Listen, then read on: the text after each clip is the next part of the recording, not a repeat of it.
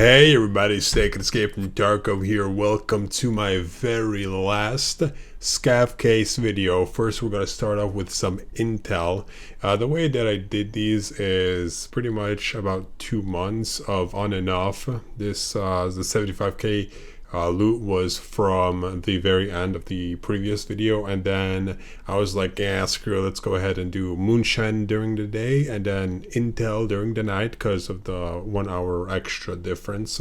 So after that was done, I very much put this way off, not thinking that I'm gonna be ever doing these Scav Case videos again. And that is correct. I do not want to do any more of these Scav Case videos because I already done this to hell. The only way that I will do another Scav Case video is if they introduce something else, a new form of a Scav Case. For example, you give homie Vladimir, I don't know, 10 strike cigarettes and 20,000 rubles, and he goes and specifically finds you, let's say, mechanical items. Or you give Dimitri a gun and some meds, and he goes and finds you keys or some shit like that. Anyways, yeah, this is gonna be the very last Scav Case video until Scav Cases get a new update. Enjoy. Some of you might be wondering why I'm not providing any price checks in this episode. Well, because some of these clips are anywhere from 5 days to about 40 plus days old, and I don't really feel like going ahead and checking every single item off right now, because this will be the last video. I don't really want to spend that extra 2.5 hours trying to find out what that item is specifically. Of, like, let's say we got a FN57, I don't want to price check how much the mag goes and how much the FN57, but most of the items keep their values as what they used to be, and only some of the items either lose value or generically increase in value. But most of the time, the value of items stay pretty much the same.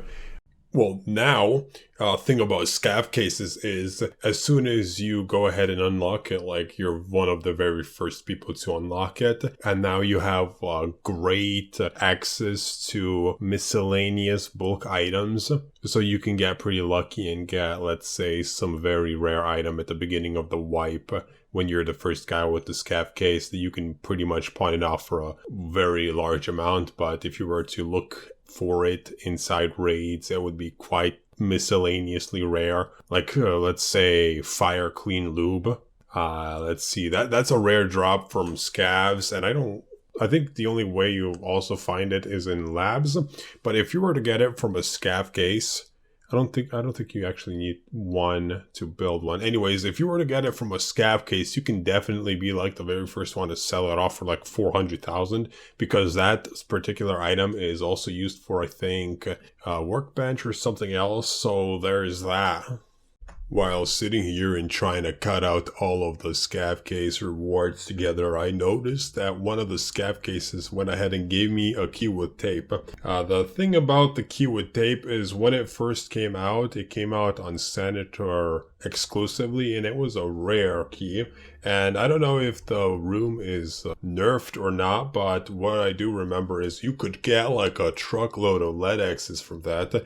If any of you know whatever happened to that room, put it in the comment section, because I'm curious if it's as strong as it used to be. But I digress back. What I really liked about the key, even if after you got it from a Scav Case or let's say Sanitar, you could go ahead and you have to put it up for trades.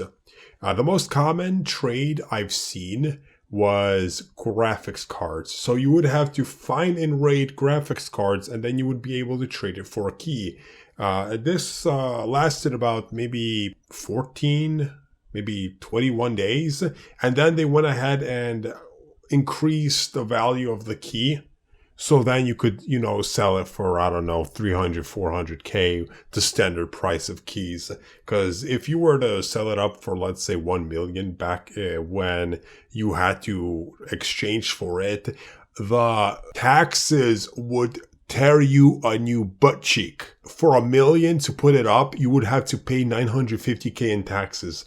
And that's where it made like that the only key exclusively to be barter only. So people would find out specifically like interesting ways to get it. I know my buddy got this ski off a barter trade. What he did, it was, I think he got it for either 4 or 5 graphics cards. So he exclusively went and grinded reserve, specifically the White Queen or whatever building, well, you know, the tech building, just to get graphics cards. I don't know how he did it, but he got graphics cards and then he went back on the flea market and traded those graphics cards for that key. He loved that thing. Also, that was a really great idea. But then they went ahead and removed the price on it, and it was like, it's just another key. Ooh.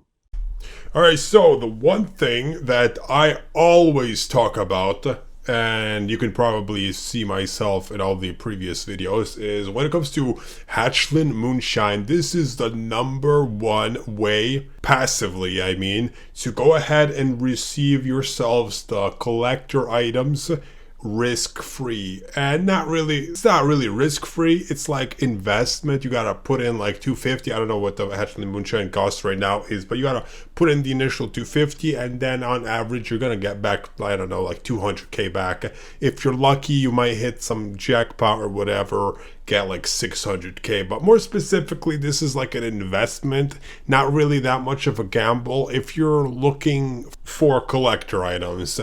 I think I talked about this in my other previous Moonshine video, but I'll say it again. It's like a 1 in maybe 6 or 16. I don't remember the specific amount, but it's like 1 in 16 chance to actually get yourself a collector item. So the most I've gotten throughout my entire this wipe, opening them up, I think I've gotten maybe 4 or 5 plus Pastely Plague Masks, and I know like some of you are still looking for those. So yeah, that's another way to get these collector items without like low risk. It's just investment in time and gamble. Did I already say that?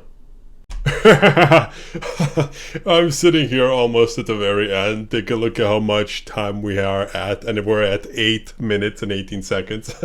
That is perfect. We overshot by 16 seconds, so now I can put multiple ads in these videos. Oh, I'm such a fucking loot goblin when it comes to YouTube money.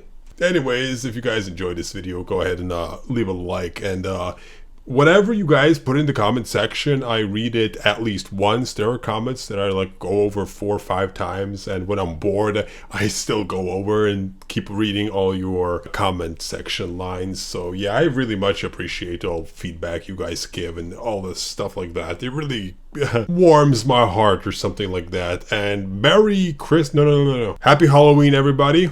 And yeah, that's the end of that video. Probably gonna go ahead and start up a new series or something like that. Stay tuned, and I will see you on the next one.